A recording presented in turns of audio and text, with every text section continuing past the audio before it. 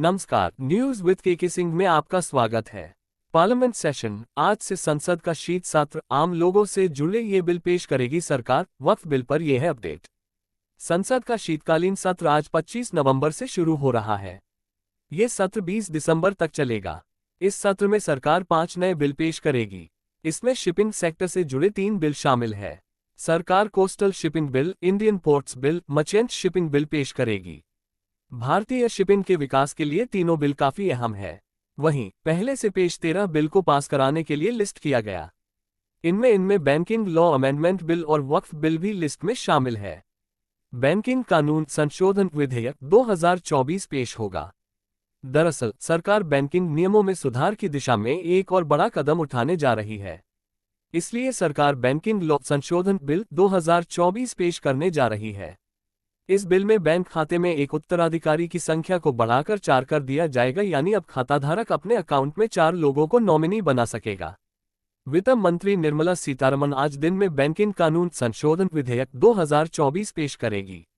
18वीं लोकसभा के पहले मानसून सत्र में 12 बिल पेश हुए थे। इस विधेयक को हाल ही में केंद्रीय मंत्रिमंडल ने मंजूरी दी थी। इसके तहत भारतीय रिजर्व बैंक अधिनियम 1934, बैंकिंग विनियमन अधिनियम 1949, भारतीय स्टेट बैंक अधिनियम 1955, बैंकिंग कंपनियां उपक्रमों का अधिग्रहण और हस्तांतरण अधिनियम 1970 और बैंकिंग कंपनियां उपक्रमों का अधिग्रहण और हस्तांतरण अधिनियम 1980 में संशोधन का प्रस्ताव है। सरकार ने 18वीं लोकसभा के पहले मानसून सत्र में 12 बिल पेश हुए थे। इनमें से भी 4 बिल पास हुए थे। इनमें वित्त विधेयक 2024, विनियोग विधेयक 2024, जम्मू और कश्मीर विनियोग विधेयक 2024 और भारतीय वायुयान विधेयक शामिल है। वक्फ संशोधन विधेयक पर जेपीसी रिपोर्ट सौंप सकती है। शीतकालीन सत्र के शुरुआती हफ्ते के अंत में वक्फ संशोधन विधेयक पर चर्चा के लिए बनी जेपीसी अपनी रिपोर्ट पेश कर सकती है। हालांकि जेपीसी में शामिल विपक्षी सांसद रिपोर्ट जमा करने के लिए और समय देने की मांग कर रहे हैं। बैठक में 26 नवंबर को संविधान सदन के सेंट्रल हॉल में संविधान अपनाने की 75वीं वर्षगांठ के कार्यक्रम पर भी चर्चा हुई। जानकारी के अनुसार पूर्व राष्ट्रपति रामनाथ कोविंद की अध्यक्षता वाली समिति की रिपोर्ट पर आधारित वन नेशन वन इलेक्शन से जुड़ा कोई विधेयक फिलहाल सूचीबद्ध नहीं है। मंत्रिमंडल इस रिपोर्ट को मंजूरी दे चुका है। सरकार द्वारा सूचीबद्ध अन्य विधेयक पंजाब न्यायालय संशोधन विधेयक है। ये विधेयक शीतकालीन सत्र में किए जा सकते हैं पेश। सरकार ने सत्र में विचार के लिए वक्फ संशोधन विधेयक सहित 16 विधेयक सूचीबद्ध किए हैं। शीतकालीन सत्र के दौरान सरकार पंजाब कोर्ट संशोधन विधेयक, मर्चेंट शिपिंग विधेयक, तटीय शिपिंग विधेयक और भारतीय बंदरगाह विधेयक पेश किए जा सकते हैं। इनके अलावा भारतीय वायुयान विधेयक, जो लोकसभा से पारित हो चुका है, वह राज्यसभा में लंबित है। लोकसभा बुलेटिन के अनुसार लोकसभा में वक्फ संशोधन विधेयक और मुसलमान वक्फ विधेयक समेत 8 विधेयक लंबित हैं। साथ ही राज्यसभा में 2 विधेयक लंबित हैं। एक देश एक चुनाव विधेयक इस संसद सत्र में पेश करने की उम्मीद कम ही है। अदानी समेत इन मुद्दों पर हंगामा करेगा विपक्ष। इस बीच सरकार ने सोमवार से शुरू हो रहे संसद के शीतकालीन सत्र के पहले रविवार को सर्वदलीय बैठक बुलाई।